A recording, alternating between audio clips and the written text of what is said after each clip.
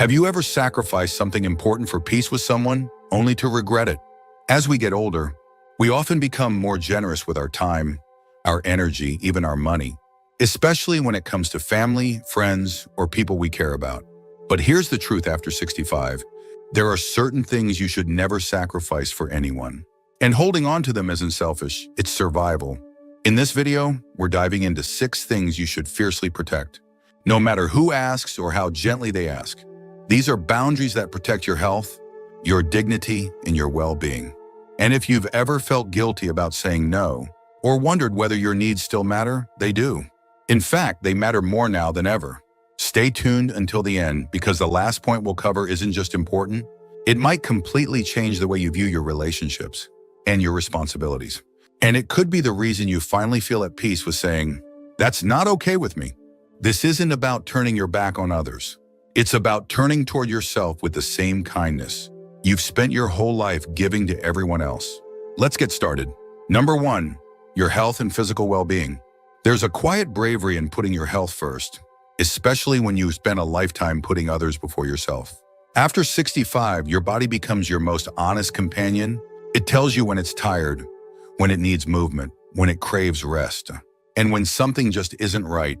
And yet, too many older adults push past those signals in the name of helping someone else, accommodating requests, or simply not wanting to seem selfish. But here's what's true: if your health declines, everything else around you does too. Harold, 78, used to babysit his great-grandchildren twice a week. It brought him joy, but it also exhausted him.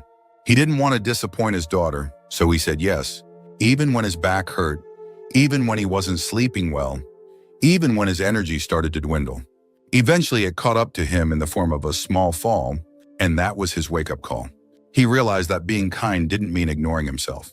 So now he helps, but only when he feels strong, rested, and able. And the beautiful part? His family still loves him, and they understand. Because when you communicate your limits with honesty, people who care about you will listen. There is nothing noble about wearing yourself down to prove your love or loyalty. In fact, there's something much more powerful about saying, "I want to be there for you, but I also need to be there for myself." Your medical appointments matter. Your quiet mornings matter. Your choice to walk instead of drive or nap instead of push through is not weakness. It's wisdom. It's the earned right to treat your body like something sacred. You're not letting anyone down by protecting your health. You're showing them what it means to value life. And sometimes the most loving thing you can do is model self-care to the people who are watching. When they see you taking care of yourself, they learn how to do the same. Your well-being sets the tone for everything else. Don't trade it for convenience. Don't give it away for guilt. It's yours. Keep it. Guard it. Honor it. Number 2, your personal boundaries. There comes a point in life when you realize that your time, your energy, and your presence are no longer things to be handed out freely. They are gifts. After 65, every hour becomes more precious, and every moment of peace is worth protecting. And yet, one of the most difficult lessons to learn is how to say no without feeling guilty. Whether it's a family member asking for a favor, a friend overstepping with advice, or someone assuming you're always available, the pressure to accommodate can feel endless. But the truth is, your boundaries are not rude, they're necessary. Evelyn, 74, had always been the one everyone called when they needed something. A ride to the store, a place to stay, a listening ear. And while she cherished her role in the lives of others, she often ignored her own needs in the process. It wasn't until she started feeling drained, emotionally and physically, that she began to understand the cost. So she started small, turning her phone off during her morning coffee, saying not today when she didn't have the energy, and politely declining invitations that didn't bring her joy. And something unexpected happened. Instead of pulling away, the people around her began to respect her more. They saw her as someone who loved deeply, but who also knew her limits. Boundaries are not walls, they are doors with locks. They allow you to decide who and what gets in. And after 65, you've earned the right to be selective. Not everyone who wants your time deserves it. Not every conversation needs your opinion. Not every family emergency is yours to fix. You can care without rescuing. You can listen without absorbing. And you can love without sacrificing your peace. Learning to honor your own boundaries is one of the most empowering shifts you can make. It's not about being cold, it's about being clear. It's about preserving your spirit your health, and your energy for the things that truly matter. And when people push back, it's not your job to fix their discomfort. It's your job to stay rooted in what's right for you, because peace once earned is too valuable to give away. If you're still watching this video and finding these insights valuable, please comment number 2 below to let me know you're here. And if you haven't subscribed yet, I recommend you subscribe and turn on the bell so you don't miss any videos. Your support helps us continue creating good content to inform and inspire you. Now let's move forward. Number 3, your peace of mind. There is something profoundly sacred about peace, real, quiet, inner peace. After a lifetime of rushing, worrying, and giving yourself to others, protecting your mental and emotional calm becomes not just important, it becomes essential. And yet it's astonishing how quickly that peace can be disrupted when you let others' chaos become your own. Their urgency, their drama, their need to involve you in things that stir up stress or steal your attention. It's like a storm you didn't ask to be caught in. But at 65 and beyond, you get to step out of the storm and choose calm instead. Roger, 81, had always been the mediator in his family.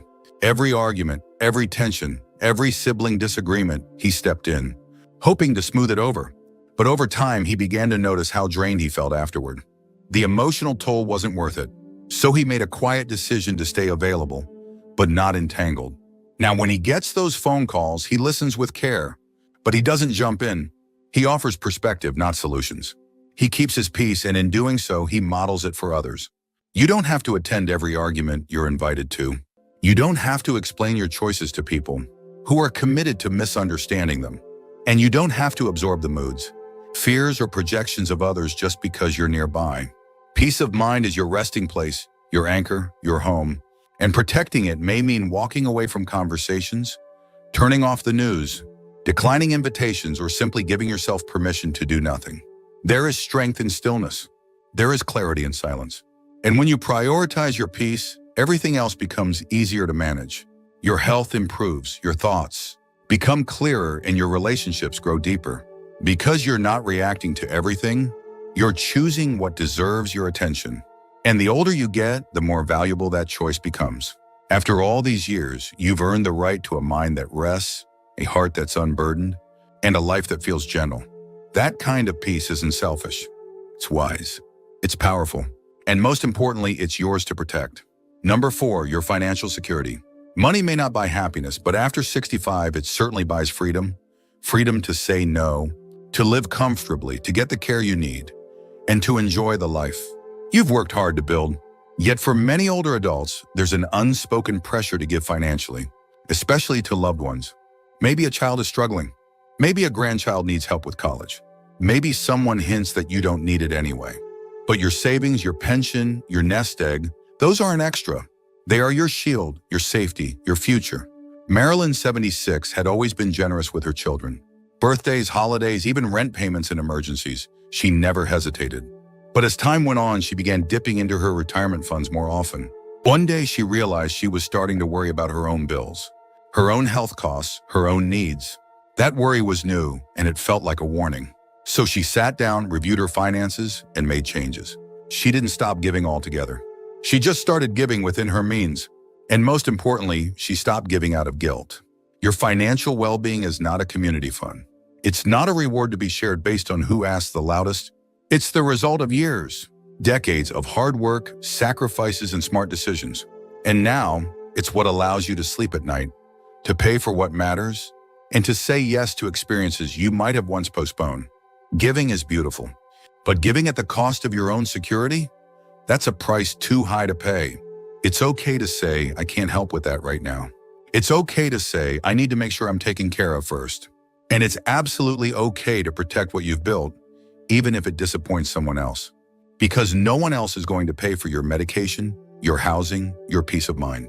That's your job now, and it's one worth doing with care and confidence.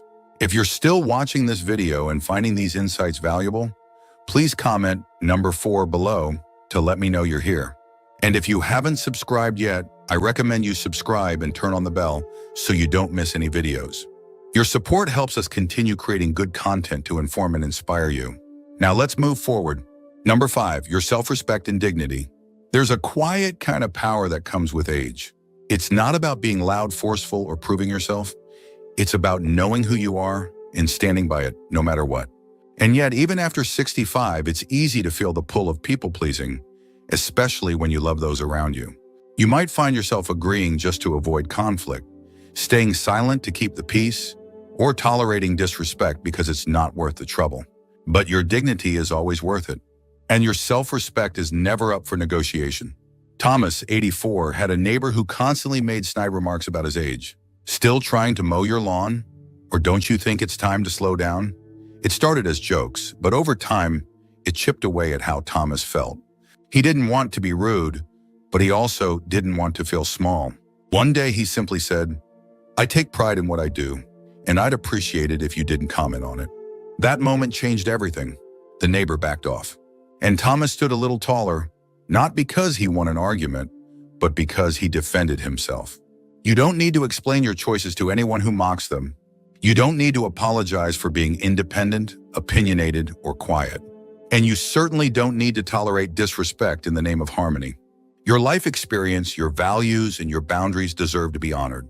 If someone can't respect them, that's a reflection of them, not you. The older you get, the more you realize that dignity isn't about status or reputation. It's about how you carry yourself when no one is watching. It's about not letting others determine your worth. And it's about remembering every single day that you are enough just as you are. Respecting yourself sets the tone for how others treat you. And if someone pushes you to compromise that, it's okay to step back. You've earned the right to be spoken to with kindness, treated with fairness, and seen with clear eyes. Never let anyone take that from you. Number 6, your freedom to choose how you live. At this stage of life, your choices should feel like yours. Not based on obligation, not shaped by pressure, and certainly not dictated by someone else's expectations. After 65, your days are yours to design. Whether that means sleeping in or waking early, spending time with people or embracing solitude, moving to a new town or staying exactly where you are, your preferences matter. Your desires are valid. And your freedom to choose how you live each day is one of the most valuable things you own. Joanne, 79, had always dreamed of living near the coast, but she stayed in the city for years, close to her children, close to routines, close to what felt familiar. Then one day, after a particularly long winter, in a conversation that left her feeling invisible, she asked herself a question she hadn't dared to ask in decades. What do I want? That question led her to pack up and move to a quiet beach town 2 hours away. Now she spends her mornings walking along the shore, reading in the sun, and chatting with neighbors she chose. And the best part? Her family still visits, but now they come to her, on her terms, in her space, in a life she chose. You don't need to justify your preferences. You don't need to wait for permission. Whether you want to travel, simplify your space, stop attending events you no longer enjoy, or try something completely new, it's your right. You've lived enough years being everything to everyone. Now it's your turn to be true to yourself. And if someone challenges your choices or tries to guilt you into changing them, remember this: loving someone doesn't mean living for them. You can love fully without sacrificing your freedom. In fact, when you live honestly, when you wake up and do what feels right for you, you become more present, more joyful, more alive. And that presence is the greatest gift you can offer. You are not here to be managed. You are not here to be molded. You are here to live freely, boldly, and authentically. That freedom is not a luxury. It's a birthright, and it's never too late to claim it. If you're still watching this video and finding these insights valuable, please comment number 6 below to let me know you're here. And if you haven't subscribed yet, I recommend you subscribe and turn on the bell so you don't miss any videos. Your support helps us continue creating good content to inform and inspire you. Now let's move forward. Final thoughts. As we wrap up this video, I want you to take a quiet moment and think about everything we've just covered. Which of these 6 things have you found yourself letting go of, maybe without even realizing it? Which ones made you pause and think, that's something I need to protect better? These aren't just concepts, they're lifelines. And the sooner you begin honoring them, the more empowered, peaceful, and fulfilled your life becomes. There's a powerful kind of freedom that comes with age, but only if you claim it.